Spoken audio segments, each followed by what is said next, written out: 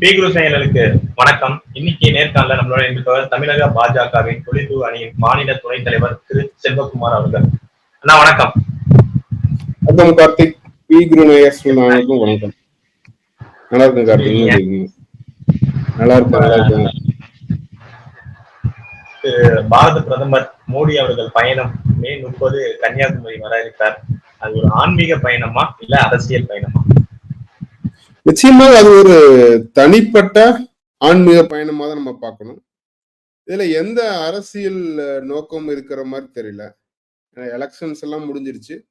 அவர் வருடா வருடம் ஒவ்வொரு தேர்தலுக்கு பிறகும் நம்ம 2014 பார்த்தோம்னா தேர்தல் முடிஞ்ச பிறகு பிரதாப்கர் மகாராஷ்டிரால போய் 3 நாள் தியானத்துல இருந்தாரு. 2019 தேர்தலுக்கு பிறகு கேதார்நாத் போயிருந்தாரு. அந்த வரிசையில 24 தேர்தலுக்கு பிறகு கன்னியாகுமரி வராரு. இத நம்ம தமிழர்கள் கொடுக்கிற ஒரு மரியாதையாக அவர் எந்த அளவுக்கு தமிழ் மண்ணை நேசிக்கிறாரு, எந்த அளவுக்கு தமிழ் மண்ணுக்கும் இந்த தேசத்துக்கும் தேசியத்துக்கும் தொடர்பு இருக்கு அப்படிங்கிற நோக்கத்துல நம்ம பார்க்கணுமே ஒழிய இதை அரசியல் கண்ணோட்டத்தோடு பார்க்க வேண்டிய தேவை இல்லை அப்படிங்கிறது என்னோட கருத்து. ஆனா இதை எதிர்த்து எலெக்ஷன் கமிஷன்டையும் போவோம், முடிஞ்சா நாங்க சுப்ரீம் கோர்ட்டுக்கும் போவோம் அப்படின்னு சொல்லிட்டு இங்க இருக்க தமிழக காங்கிரஸ் தலைவர் திரு செல்வ பெருந்தகை அவர்கள் சொல்றாரு. இங்க தேர்தல் இருந்தால் பிரதமர் வந்தா நீங்க ஒரு கம்ப்ளைண்ட் கொடுக்கலாம். தமிழ்நாட்டுல தேர்தல் முடிந்து 40 நாட்களுக்கு மேல ஆயிடுச்சு. கிட்டத்தட்ட ஒரு 50 தொகுதி 59 தொகுதி என்னமோதான் பெண்டிங் நினைக்கிறேன். ஒரு 480 தொகுதிகளுக்கு தேர்தல் முடிந்து விட்டது. இது கூட கடைசி கட்ட பிரச்சாரம் முடிந்த பிறகு வராது. நாளைக்கு இந்த 2024 பாராளுமன்ற தேர்தலின் கடைசி கட்ட பிரச்சாரம். அதை முடித்து விட்டுத்தான் தமிழகம் வருகிறார். இதுல இங்க அமைதியாக ஒரே இடத்தில் யாருடனும் பேசாமல் எந்த அரசியல் கருத்துக்களையும் கூறாமல் ஒரு இடத்துல தியானம் பண்ணுவதால் எப்படி அது அரசியல் தேர்தல் முடிவுகளை பாதிக்கும் அப்படின்னு தெரியல. காங்கிரஸை பொறுத்தவரை அரண்டவன் கண்ணுக்கு இருண்டதெல்லாம் பேய் அப்படிங்கிற மாதிரி ஏதாவது ஒரு பிரச்சனைய எடுத்து பேசணும் அப்படின்னு இவரு செல்வ பெருந்தகை பேசிட்டு இருக்காரு. அவர் அவரோட கட்சியில இன்னைக்கு மிகப்பெரிய சிக்கல் இருக்கு. ஒரு மாவட்டத்தின் தலைவர் படுகொலை செய்யப்பட்டிருக்காரு. சாவதற்கு முன்பு அவர் கொலை செய்யப்படலாம் அப்படிங்கிற பயத்துல மரண வாக்குமூலம் எழுதி வச்சுட்டு போயிருக்காரு. விரிவாக தெளிவான மரண வாக்குமூலம் எழுதி வச்சுட்டு போயிருக்காரு. அதை பத்தி கருத்து சொல்ல வக்கில்லாத ஒரு மாநில தலைவர் பிரதமர் மோடி அவர்கள் அமைதியான முறையில் ஓரிடத்தில் தியானம் செய்வதை தடுக்க வேண்டும் நினைக்கிறது உறுதியாக இந்த அரசியல் காழ்ப்புணர்ச்சி கொண்டது. இது போன்ற ஏதோ ஒரு நாடகம் நடத்துறோம். நானும் அரசியல் இருக்கிறேன், மோடி பத்தி பேசினாதான் அவர் அரசியல் இருப்ப வெளிக்காட்டிக்க வேண்டிய நிலையில அவர் அந்த செய்திகளுக்காக வெட்டி விளம்பரத்துக்காக எதுக்கிறதா தான் நான் பார்க்கணும். இது அவர் எப்பவுமே சரி, நீங்க சொல்ற மாதிரி 2014 இப்படிதான் பண்ணார், 19 பண்ணார், இப்ப 24 ஓகே. பட் அடுத்தது இன்னொரு செய்தி வர்றதுதான் இன்னொரு சந்தேகத்தை எழுப்புது. உள்துறை அமைச்சர் திரு அமித்ஷா அவர்களும் தமிழகம் வரார். ஆனா அவர் மதுரை மீனாட்சி அம்மன் அவர்களை தரிசனம் பண்ண வராங்க. சோ இதை கனெக்ட் பண்ணி பாக்குறப்ப வேற ஏதோ இருக்கா அப்படிங்கிற ஒரு யோசனை வரும். அமித்ஷா அவர்கள் தமிழகத்தில் தேர்தல் நடப்பதற்கு முன்பு ஒரு விரிவான தேர்தல் பயண திட்டம் ஒண்ணு போட்டிருந்தாங்க. அந்த பயண திட்டத்துல சிவகங்கை நாடாளுமன்றத்துக்கு உட்பட்ட திருமயத்தில் இருக்கிற கோட்டை பைரவர் கோயில்ல போய் வழிபாடு செய்யறத ஒரு பிளான் இருந்துச்சு. கடைசி நேரத்துல அவருக்கு உடல்நிலை சரியில்லாத காரணத்தினால அந்த பயணம் தள்ளி வைக்கப்பட்டது. இப்போ தேர்தல் பிரச்சாரம் முடிவடைந்த நிலையில் நம்ம கோவிலுக்கு அன்னைக்கு போக முடியல. இப்போ எல்லா பிரச்சாரம் முடிந்து விட்டது. அதனால ஒரு நாள் ஓய்வாக போய் வழிபாடு செய்யலாம் அப்படிங்கிற நோக்கத்துல வரதாதான் நான் பாக்குறேன். இது இரண்டுமே இருவரும் வர்றாங்க அப்படின்னா தன்னிச்சையாக தனித்தனியாக திட்டமிட்ட செயலாதான் இருக்கணும். இருவருடைய வருகைக்கு தொடர்பு இருக்கிற மாதிரி தெரியல. ஒருத்தர் திருவனந்தபுரம் பிரதமர் அவர்கள் திருவனந்தபுரம் அங்கிருந்து தரை வழியாக கன்னியாகுமரி போறாரு. அமித்ஷா அவர்கள் உள்துறை அமைச்சர் அவர்கள் மதுரை விமான நிலையம் வந்து அங்கிருந்து போவார்ன்னு நான் எதிர்பார்க்கிறேன். மத்தபடி வந்து இது 2மே வேறு வேறு நிகழ்வுகள். ஒண்ணு வந்து முன்னாடியே திட்டமிட்ட ஒரு பயணம். அது தள்ளி போய் இப்பொழுது நடக்கிறது. 2வது வந்து தேர்தல் முடிந்த பிறகு வருடா வருடம் வேறு வேறு ஊருக்கு போறது. 3 நாள் தியானத்தில் இருப்பது மோடி அவர்களுடைய வழக்கம். அந்த வழக்கம் நமக்கெல்லாம் ஒரு வாய்ப்பாக, அப்புறம் மறைந்த இவர் சுவாமி விவேகானந்தர் நினைவாக, அவர் இருந்த இடத்துல வந்து வழிபாடு செய்யணும், தியானம் பண்ணணும் நோக்கத்துல வரத நான் பார்க்கிறேன். அடுத்தது மாநில தலைவர் திரு அண்ணாமலை அவர்கள் வந்து கொண்டாட்டத்துக்கு ரெடி ஆகுங்க அப்படின்னு சொல்லிட்டு சொல்லியிருக்காரு. அது குறிப்பா இங்க வந்து நம்ம வாக்கு சதவீதம் அதிகமா எடுப்போம். தென் மாநிலமா இருக்கட்டும், தமிழகத்திலயும் வந்து இந்த தடவை நம்மளுக்கு சீட்டுகள் கிடைக்கும் அப்படிங்கிற ஒரு நம்பிக்கையா சொல்லியிருக்காரு. இது நீங்க உங்க கான்பிடன்ஸ் சொன்னாலும், ஆனா ஜூன் 1ஆம் தேதி இங்க வந்து ஸ்டாலின் அவர்கள் எல்லாமே எதிர்க்கட்சிகள் புள்ளி வைத்த கூட்டணியை வந்து டெல்லியில சந்திக்கிறாங்களே, அவங்க உங்களோட ஒரு படி மேல செல்றாங்களோ? இல்ல எல்லா துக்க நிகழ்வு இருந்தா கூட ஒண்ணா கூடுறது வழக்கம் தானே. ஜூன் 1 இண்டி கூட்டணி நிகழ்ச்சி வரைக்கும் ஒரு துக்கம் விசாரிப்பதற்காகவும், ஒருவருக்கு ஒருவர் தங்களுடைய தோல்விகளை பற்றி, தங்களுடைய மன திடத்தை உருவாக்குவதற்காகவும், முன்னேற்பாடாக ஜூன் 4 அன்று பாரத பிரதமர் மோடி அவர்கள் வெற்றி பெற்று ஆட்சி அமைக்கும் பொழுது, எந்த வகையான எதிர்வினை ஆற்றுவது? எப்படி நம்ம வந்து அறிக்கை விட வேண்டும்? அப்படிங்கிற நோக்கத்துல வந்து ஒரு தோல்விக்கு முன்னேற்பாடாக, தோல்விக்கு வந்து எப்படி நம்ம தம்மை தயார்படுத்திக் கொள்வது? அப்படிங்கிற நோக்கத்துல நடக்கிற மீட்டிங்கா தான் பார்க்கிறேன். மற்றபடி நீங்க எல்லா ஸ்டேட்ல வந்து வர்ற ரிப்போர்ட்ஸ் பார்த்தீங்க அப்படின்னா, பிரதமர் மோடி அவர்கள் 3வது முறையாக பெருவாரியான எண்ணிக்கையில் எம்பிக்களுடன் ஆட்சி அமைப்பது உறுதி. நிச்சயமாக 2019 விட அதிக இடங்களில் தென்னிந்தியாவில் வெற்றி பெறும். நம்ம வந்து எங்களுடைய மாநில தலைவர்கள் சொல்லியிருக்காங்க அப்படின்னா, அதுக்கு 3 4 காரணங்கள் நம்ம சொல்லலாம். 1, 3வது முறையாக பாரத பிரதமர் மோடி அவர்கள் ஆட்சி அமைக்கிறார்.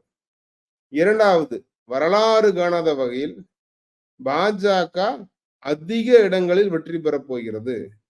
3வது, தென்னிந்தியாவை பொறுத்தவரை ஏற்கனவே தனிப்பெரும் கட்சியாக இருந்த பாரதிய ஜனதா கட்சி இப்பொழுது ஆந்திராவில் அதிக இப்போ வந்து ஏற்கனவே இருக்கிறது 0. இப்போ வந்து ஒரு சில இடங்களில் குறைந்தபட்சம் 3லிருந்து 5 வரை வெற்றி பெறும் நிலை இருக்கிறது. தெலுங்கானாவில் ஏற்கனவே 4 இடத்துல ஜெயிச்சிருக்காங்க. அந்த தெலுங்கானாவை பொறுத்தவரை 4 வந்து 8ஆகவோ 10ஆகவோ அதிகரிப்பதற்கு வாய்ப்பு இருக்கிறது. கர்நாடகாவை பொறுத்தவரை 25 இடத்துல இருக்கு. அது அப்படியே தக்க வைக்க முடியும் அப்படின்னு நம்பிக்கை இருக்கு. அதே சமயம் கேரளா, தமிழகத்தில் ஏற்கனவே எந்த உறுப்பினர்களும் இல்லை. இந்த முறை 2 மாநிலம் சேர்த்து 5 உறுப்பினர் வரை புதிய இடங்களில் பாஜக வெற்றி பெறுவதற்கு வாய்ப்பு இருக்கு. ஆக தென்னிந்தியாவில் மிகப்பெரிய கட்சியாக அனைத்து மாநிலங்களிலும் குறைந்தபட்சம் 20% வாக்கு சதவீதம் உள்ள கட்சியாக பாஜக மாறப்போகிறது. அதை கொண்டாடுவதற்கான ஒரு காரணம் இருக்கு. எல்லாத்துக்கும் மேல பார்த்தோம்னா தமிழகத்தில் பாஜக ஒரு நோட்டா கட்சி 3% தான் ஓட்டு வச்சிருக்காங்க. தனித்து போட்டியிட்டால் ஜெயிக்க முடியாது அப்படிங்கிற விமர்சனங்களை மீறி இன்று போட்டியிட்ட பல இடங்களில் வெற்றி பெறும் வாய்ப்புடன் பாஜக காத்திருக்கிறது. அதே சமயம் ஒட்டுமொத்த வாக்கு சதவிகிதத்தை பொறுத்தவரை 20%க்கும் மேலாக கிடைக்கும் என்ற எதிர்பார்ப்புடன் காத்திருக்கிறோம். ஆக ஜூன் 4 அது ஒரு கொண்டாட்டத்துக்குரிய நாள். அது ஒரு வெற்றி திருவிழா செய்ய வேண்டிய நாள். அந்த நாளுக்காக அனைவரும் காத்திருக்கிறோம். அதையே தான் மாநில தலைவர் அண்ணாமலை அவர்களும் சொல்லியிருக்கிறார். வெற்றியை கொண்டாடுவதற்கு தயாராகுங்கள். இது வந்து ஏனோ தானோ என்று ஒரு நாள் உழைப்புல, ஒரு மாத உழைப்புல வந்தது கிடையாது. கடந்த 3 வருடங்களாக மாநில தலைவர்கள் தலைமையில் ஒவ்வொரு தொண்டனும் தன்னுடைய உயிரை கொடுத்து பல வந்து பொய் வழக்குகளை சந்தித்து திமுகவின் அடக்குமுறைகளை மீறி கட்சியை வந்து மக்கள்கிட்ட கொண்டு போய் சேர்த்திருக்காங்க. அப்படிப்பட்ட வெற்றியை சரியாக ருசிக்க வேண்டியது அவசியம். அதை கொண்டாட வேண்டியது வந்து கட்டாயமாகிறது. அதன் காரணமாகத்தான் ஜூன் 4 அன்று அனைவரும் வெற்றியை கொண்டாட தயாராகுங்கள் அப்படின்னு சொல்லியிருக்கார். இதுல வந்து இவங்க ஜூன் 1 போறத வந்து நாங்க சொன்ன மாதிரி இண்டி கூட்டணியோட ஜூன் 1 மீட்டிங் என்பது தங்களுடைய தோல்வியை 3வது முறை காங்கிரஸ் கட்சி எதிர்க்கட்சி அந்தஸ்து இழக்கப் போகிறது. கடந்த இருமுறை பார்த்தோம்னா அவங்க எதிர்க்கட்சி அப்படிங்கிற ஒரு அந்தஸ்து வருவதற்கு தேவையான 15% இல்ல 10% நினைக்கிறேன். 10% எம்பிக்களை கூட பெறவில்லை. அதே கதைதான் இப்போதும் தொடர இருக்கிறது. இதெல்லாம் எப்படி சமாளிக்கிறது? ஒட்டுமொத்தமா எப்படி வந்து நம்ம தோல்விய வந்து மறைச்சு பேசுறது? எப்படி திசை திருப்பலாம்? எப்படி முதல் நாள் முதலே பாஜக மீது குற்றம் சாட்டலாம்? எந்த மாதிரியான பொய் குற்றச்சாட்டுக்களை மோடி அவர்கள் மீது வைக்கலாம்? ஒரு வருஷம் நடந்தாலே இங்க ஆன்டி இன்குபன்சி இப்ப நீங்க சொல்றீங்க இங்க வாக்கு சதவீதம் அதிகரிக்குது அப்படின்னா நீங்க அதுக்கு காரணம் வந்து இங்க திமுக வந்து ஆன்டி இன்குபன்சி இருக்கு, அவங்க ஆட்சி சரியில்லை அப்படின்னு சொல்லிட்டு ஒரு காரணம் கண்டிப்பா சொல்லுவீங்க. அதே மாதிரி 2 முறை ஆட்சி அமைச்சிருக்கீங்க பாஜக. அப்படி இருந்து நீங்க உங்க தொண்டர்கள் உற்சாகத்துக்கு 400 சொன்னாலுமே எதிர்கட்சி காங்கிரஸ் வந்து கண்டிப்பா 40 கூட தொட முடியாது அப்படிங்கிறது வந்து உங்கள நீங்களே ஓவர் கான்பிடென்ட்ல இருக்கிற மாதிரி இல்லையா? இல்ல, இது நிதர்சனமான உண்மை. ஒரு பக்கம் வந்து நம்ம ஆன்டி இன்குபன்ஸ் அப்படின்னு எடுத்தோம்னா எந்த அரசுக்கு அதிருப்தி உருவாகிறது, எந்த அரசுக்கு ஆதரவு பெறுகிறது நம்ம பார்க்கணும். மத்தியில் ஆளும் பாஜக மோடி அரசை பொறுத்தவரை கடந்த 10 ஆண்டுகளில் வரலாறு காணாத சாதனை செய்திருக்கிறோம். இப்போ வந்து நமக்கு வந்து சின்ன இதுதான் டிஜிட்டல் இந்தியா எடுத்துட்டோம் அப்படின்னா சென்ற முறை ஆட்சியில் இருந்த காங்கிரஸ் கட்சி வந்து நம்ம ஒரு இன்டர்நெட்ல பே பண்ண முடியுமா? இன்டர்நெட்ல வந்து நம்ம பணக்காரங்களை மட்டும்தான் பே பண்ண முடியும். இந்தியாவுக்கு அது நடைமுறையில் சாத்தியம் இல்லாத திட்டம் அப்படின்னு சிதம்பரமே பேசியிருக்காரு. இன்னைக்கு நம்ம பார்த்தோம்னா ரோட்டோரத்தில் இருக்கிற காய்கறி கடையில இருந்து அனைத்து இடங்களிலும் வந்து நம்ம மொபைல் மூலம் பே பண்றோம்.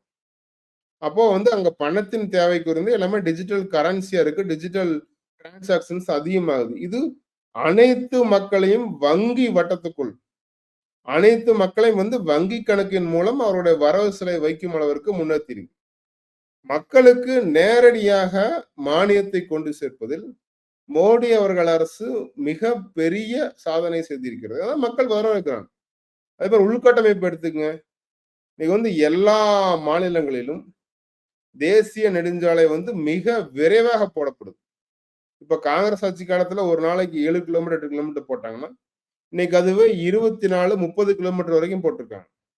இது மிகப்பெரிய சாதனை. அதே மாதிரி விமான நிலையங்கள் ஆகட்டும், மத்திய அரசின் கட்டுப்பாட்டில் இருக்கிற மத்திய அரசு தான் இன்னைக்கு வந்து இந்தியா முழுக்க இருக்கிற 80 கோடி மக்களுக்கு மாதம் 5 கிலோ அரிசி இலவசமா கொடுக்குறாங்க.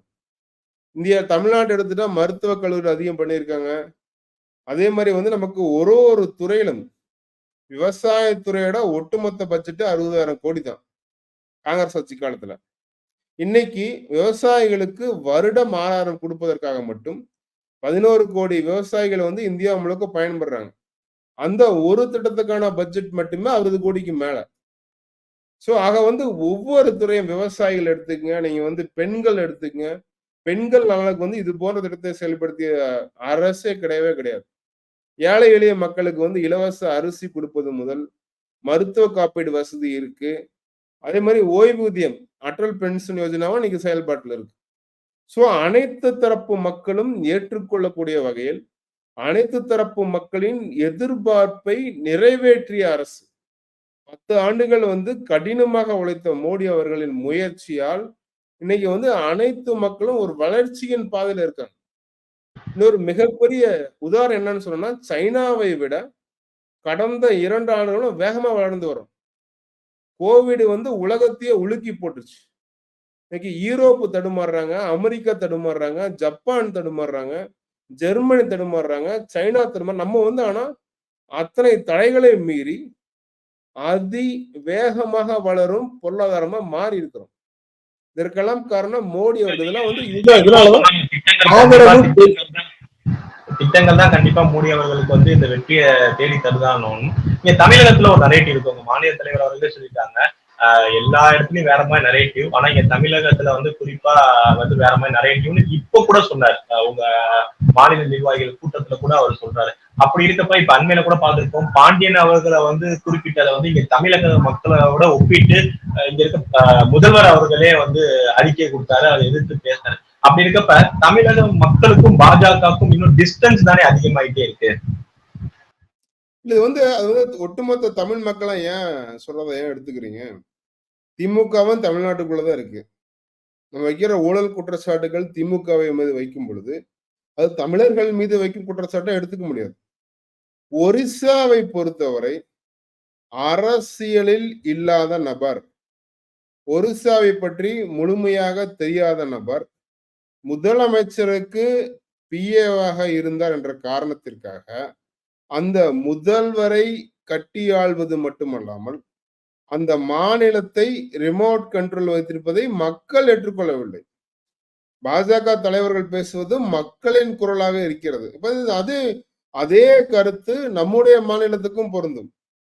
இங்க வந்து தமிழ்நாட்டுல வந்து வேற ஒரு ஸ்டேட்ல இருந்து வர்ற ஒரு இன்னைக்கு வந்து இருக்கிற சீஃப் செக்ரட்டரி, இருக்கிற டிஜிபி எல்லாருமே வேற ஸ்டேட்டை சேர்ந்தவங்க தான். அவர்கள் வந்து அந்தந்த ஐஏஎஸ் கேடர்ல, ஐபிஎஸ் கேடர் மூலமா தமிழ்நாட்டுல பணிக்கு வர்றாங்க.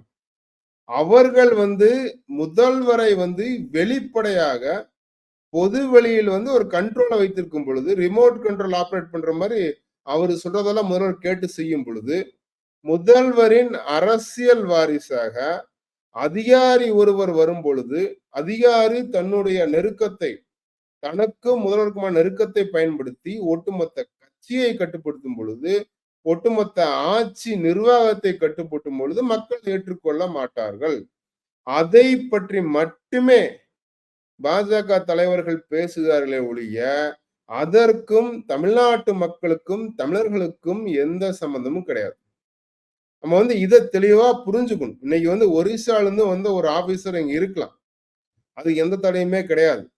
அந்த ஆபீசர் வந்து அரசியல வந்து எந்த அனுபவமும் இல்லாம அரசியல் வந்து அடிப்படையா தொண்டனா வந்து கட்சிக்கு வளர்ச்சிக்காக பாடுபட்டு படிப்படியாக முன்னேறி அரசியல்ல மேல வராம நேரடியாக அடுத்த முதல்வர் அப்படின்றவங்க எப்படி ஏத்துக்குவாங்க? இதுவேதான் நம்ம வாரிசு அரசியல் சொல்றது, குடும்பத்திலிருந்து வந்தா சொல்றது, அது அதை விட ஒரு படி கேவலமானது. அரசியல் இல்லாத ஒரு நபர் முதல்வரின் பெர்சனல் செக்ரட்டரியாக அந்தரங்க உதவியாளராக இருந்து முதல்வரை கட்டுப்படுத்துவராக வளர்ந்து அந்த கட்சியை ஆட்சியை கட்டுப்படுத்தும் பொழுது மக்கள் ஏற்றுக்கொள்ள மாட்டார்கள். இது வந்து ஒரு ஒரு ஒரு தலைவராக ஒருவரை திணிக்கும் முயற்சி, தலைவராக தன்னைத்தானே ஒரிசாவின் பிஜேடியோட தலைவராக அடுத்த முதல்வராக தன்னைத்தானே நிலைநிறுத்திக் கொள்வதற்காக வி.கே. பாணி அவர்கள் முயற்சிக்கிறார். அந்த கருத்தை தான் பாஜக எதிர்க்கிறதே ஒழிய இதற்கும் தமிழ்நாட்டு மக்களுக்கும் தமிழர்களுக்கும் எந்த சம்மதம் கிடையாது. இதை வந்து தமிழர்களை சொல்லிவிட்டது போல் திரித்து சொல்வது எம்.கே. ஸ்டாலின், மு.க. ஸ்டாலின் அவர்களோட ஒரு தனித்திறமையை நம்ம பார்க்கிறோம்.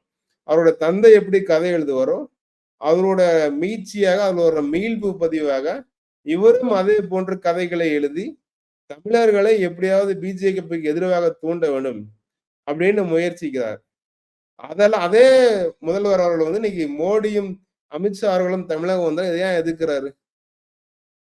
அதனால மக்களுக்கு தெளிவாக புரியும். இது அந்த ஒரு குறிப்பிட்ட நபரை பற்றி சொல்வது. ஒரு சில நிறுவனங்கள் இங்கிருந்து சென்று அந்த மாநிலத்தை அந்த அரசை கட்டுக்குள் வைத்திருக்கிறார்கள். அவர்களை பற்றி மட்டுமே சொன்ன வந்து ஒரு பதிவா தான் நான் பார்க்கிறேன். மற்றபடி இது தமிழ்நாட்டுக்கு எதிராக வந்து அவங்க சொல்ல வேண்டிய தேவை கிடையாது.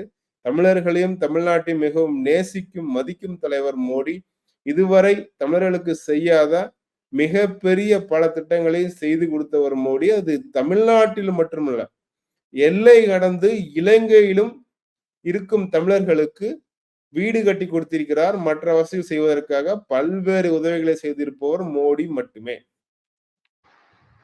அடுத்த ஒரு பெரிய பிரச்சனை இப்ப இங்க போயிட்டு இருக்கிறது உங்களுக்கும் அதிமுகவுக்கும். மாநில தலைவர் அவர்கள் வந்து முன்னாள் செல்வி ஜெயலலிதா அவர்கள் வந்து ஒரு இந்துத்துவா தான் அப்படின்னு சொன்னதுல இருந்து அங்க ஜெயக்குமார் அவர்கள் வந்து அதை நிரூபிச்சா நான் வந்து கட்சியில இருந்து அரசியல் விட்டே விலகிறேன் அப்படிங்கிறது. நீங்க வந்து முனுசாமி அவர்களும் ஒரு பேப்பர் கட்டிங்க வந்து போட்டுட்டு இருக்கிறது ஒரு பெரிய மோதலா இருக்கு. இதுல தொடர்ந்து என்ன பார்த்ததுன்னா எலெக்ஷன் கேம்பெயின்ல இருந்து பார்த்தா பிஜேபி அதிமுக ஓட்டை வந்து கவரத்துக்கான முயற்சிகள் அதிகமா ஈடுபடுதோ அப்படிங்கிற ஒரு கேள்வி வருது. இன்னொரு கட்சியை ஓட்டை எடுத்துதான் வளரணும் அப்படிங்கிறது கிடையாது. ஒரு தேர்தலை வந்து நம்ம மக்களுக்கு எதற்காக அந்த தேர்தலை சந்திக்கிறோம்? இந்த தேர்தலை பொறுத்தவரை பாரத பிரதமர் மோடி அவர்களின் 10 ஆண்டு நல்லாட்சி, பொற்கால ஆட்சி, திறமையான ஆட்சி, வளர்ச்சிக்கான ஆட்சி மீண்டும் தொடர வேண்டும். அப்படிங்கிற ஒற்றை புள்ளியில் நம்ம தேர்தலை சந்திச்சோம். இனி வர்ற காலத்துல வந்து இந்த கருத்து கூட வந்து அந்த ஒரு நம்ம வந்து இந்த கேள்விய விட்டுறோம். எந்த கேள்விக்கு என்ன பதில் சொன்னாரு? அந்த கேள்விக்கான பதிலா தான் பார்க்கணும். கேள்வி பதிலை ஒன்றாக பார்க்கும் பொழுது, அது என்ன பேசியதோட நோக்கம் புரியும். இப்ப வந்து அதிமுகவை சீண்டி பார்க்கும் முயற்சிய நான் பார்க்கல. இப்ப வந்து ஜெயலலிதா அவர்கள் மறைந்த பிறகு பாஜகவிற்கு வளர்ச்சி வாய்ப்பு அதிகமா இருக்கிறதா?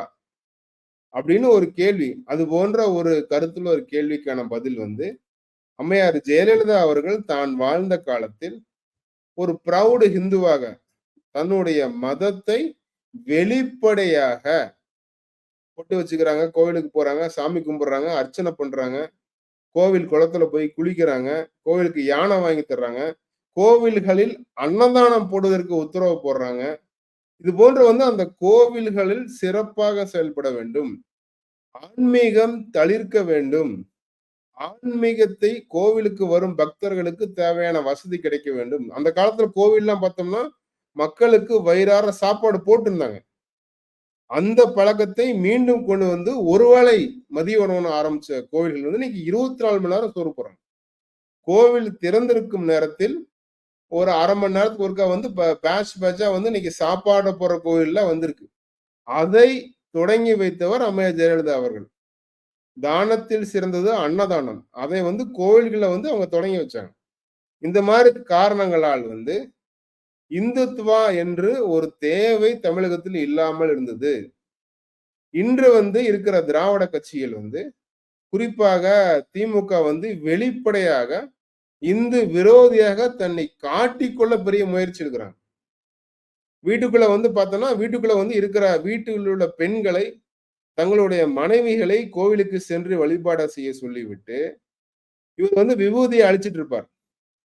கோவிலாக போற்றக்கூடிய தேவர் சமாதியில் குடுத்த விபூதியை கீழே போட்டவர் தான் ஸ்டாலின். அப்ப வந்து முஸ்லீம் கல்யாணத்துல போய் எனக்கு வந்து இந்து மத கல்யாணம்லாம் புடிக்காது. அங்க வந்து புகை வச்சிருப்பாங்க. அது சொல்ற மந்திரங்கள் எனக்கு வந்து விளங்காது. அப்படிங்கிற மாரி வந்து மற்ற மதத்து நிகழ்ச்சியில போயிட்டு, இந்து மதத்து மீது வெறுப்பை கக்கியவர் தான் ஸ்டாலின். கருப்பர் கூட்டம் போன்ற யூடியூப் சேனல அருவருக்கத்தக்க அதே மாரி தான் இன்னைக்கு யூடியூப் புரோட்டஸ்ட் எல்லாம் இருக்கு. இந்த மாரி சேனல்களுக்கு தீனி போட்டு, மாதா மாதம் பணம் குடுத்து அவர்களை வந்து இந்த மாரி பேச வைப்பது திமுக. சோ அந்த போன்ற கட்சிகள் இருக்கும் பொழுது, அதை எதிர்த்து எதிர்வினை ஆற்றாமல், தன்னுடைய இப்ப வந்து நமக்கு அ முன்னாள் முதல்வர் எடப்பாடி பழனிசாமி அவர்கள் பாஜக கூட்டணியில் இருக்கும் வரை, நெத்தியில வந்து நான் வச்சுக்கிற மாரி பெருசா விபூதி வச்சிருப்பாரு, பொட்டு வச்சிருப்பாரு. கூட்டணிய விட்டு வெளியேறிய பிறகு விபூதிய வைக்கிறதில்ல. திருநீர் இல்லாத நெற்றி பால் என்கிற மாரி தன்னுடைய அடையாளத்தை அரசியல் காரணத்துக்காக மறைத்து வைத்துக் கொண்டு நாடகம் ஆடும் தலைவர்களை கொண்டிருக்கிறது அதிமுக. அதனாலதான் பழசு சொன்னா அவங்களுக்கு கோபம் வருது. ராமர் கோவில் வந்து உத்தரப்பிரதேசம் இந்தியால கட்டாம பாகிஸ்தான்ல போய் கட்டுவீங்களா? அப்படின்னு கேட்டவர் அம்மையார் ஜெயலலிதா. இதெல்லாம் ஒரு ஃபேக்ட் ஆஃப் தி மேட்டரா தான் நம்ம பார்க்கணும். கேட்ட கேள்விக்கு சொன்ன பதிலாக தான் பார்க்கணும். அப்படி ஒரு தலைவர் இந்து மக்களுக்காக இருக்கும் பொழுது, அங்க வந்து இந்துத்துவா பேச வேண்டிய தேவையோ, நம்ம வந்து இந்த குறைகளை சொல்லிக்காட்ட கட்சியை வளர்த்த முடியாத நிலை இருந்தது. இன்று அந்த நிலை மாறிவிட்டது. இன்று இருக்கும் தலைவர்கள் இந்து விரோதிகளாக, தான் இந்துவாக வீட்டில் இருந்தாமல் வீட்டு படியை விட்டு வெளியே வரும் பொழுது, தன்னுடைய அடையாளத்தை அழித்து விட்டு, மத சார்பற்றவங்க தன்னை காட்டிக் கொள்வதில் அக்கறை காட்டும் தலைவர்களா இருக்கும் பொழுது, நம்ம வந்து இது பேச வேண்டிய கட்டாயம் இருக்கிறது. பாஜகவோட உண்மையான சித்தாந்தத்துக்காக நம்ம பேச வேண்டிய கட்டாயம் இருக்கு. அத வந்து மக்கள் எதிர்பார்க்கிறாங்க. இன்னைக்கு கோவில்கள் நடக்கும் முறைகேடுகளுக்காக தினசரி குரல் கொடுப்பது பாஜக மட்டுமே. அதனாலதான் அந்த நோக்கத்தில் சொல்லப்பட்ட பதிலே தானே ஒழிய, இதுல அதிமுகவை சீண்டி பார்க்க வேண்டும். அதிமுக வாக்கு நமக்கு வர வேண்டும் அப்படின்னு நோக்கமே கிடையாது. எல்லா கட்சிக்குமே வந்து கட்சிக்கான அடிப்படை வாக்கு 100% வென்றாலும் தோற்றாலும் எப்படி பெர்ஃபார்ம் பண்ணாலும் அந்த கட்சிக்கு மட்டுமே ஓட்டு போடுவோம். அப்படிங்கிற வாக்கு பாத்தீங்கன்னா 20-30% தான். ஒட்டுமொத்த தமிழ்நாட்டோட வாக்கு சதவீதத்துல கட்சிக்காக மட்டுமே நான் ஓட்டு போடுவேன், வேற எதையுமே நான் கவனிக்க மாட்டேன் அப்படின்னு சொல்ற ஓட்டுன்னு பார்த்தோம்னா 30%க்குள்ளதான் இருக்கு. ஆக வந்து அந்த கட்சியோட ஓட்டை தான் நம்ம எடுக்கணுங்கிறது தேவை கிடையாது. பொதுமக்களுடைய ஓட்டு, நல்லாட்சியை விரும்பக்கூடிய மக்களின் ஓட்டு நமக்கு தேவை. அதை நோக்கிதான் நம்ம போயிட்டு இருக்கோம். கண்டிப்பா பொறுத்திருந்து பார்ப்போம். தேர்தல் முடிந்தோ இல்லையோ, ஆனா தமிழகத்துல அரசியல் வந்து இன்னும் முடிந்த பாடு இல்லை. 30ஆம் தேதி பிரதமர் அவர்கள் அடுத்த ஒரு புதிய அரசியல் கோணம் உருவாயிருக்கு. உங்க நேரத்தை நம்ம தளத்துக்கு வந்து பயந்தமைக்கு ரொம்ப ரொம்ப நன்றி. நல்லதே நடக்கும். வாழ்க வளமுடன். நன்றி கார்த்திக், ரொம்ப நன்றி.